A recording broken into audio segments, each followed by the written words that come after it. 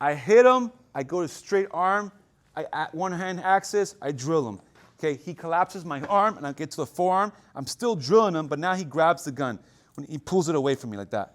Use my body, get it into him, get one shot in. Now the gun's inoperable. I lock out my elbow and we free it. And then we've been hitting and reestablishing. We're good with that so far. Once we reestablish, I re-rack and I continue drilling him.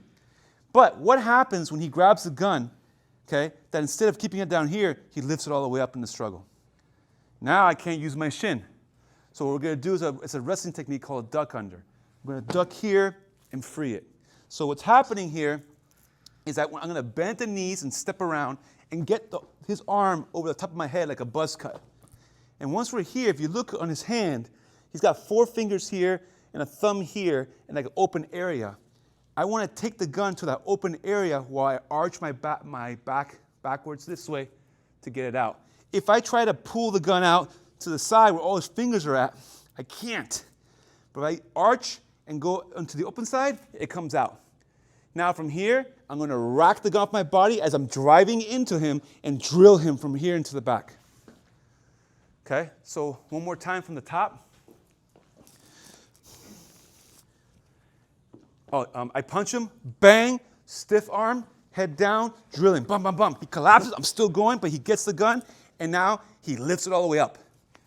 Okay, from here, I'm going to do the duck under. Bend my knees as I step around and let his arm go over the top of my head.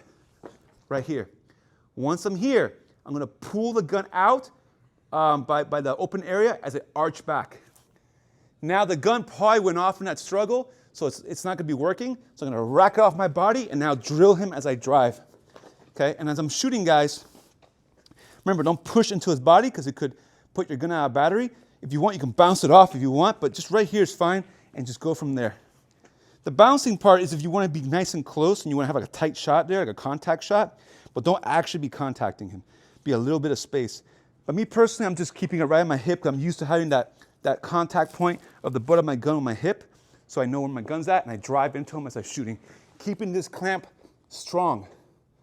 Keep this clamp strong, and with my head and shoulder, I pinch his arm, because I don't want this arm to swing back around and become a factor in the fight. Okay? This is my arm now. He tried to pull his arm out, it's not coming out. And here I'm shooting him the whole time. Guys, got it?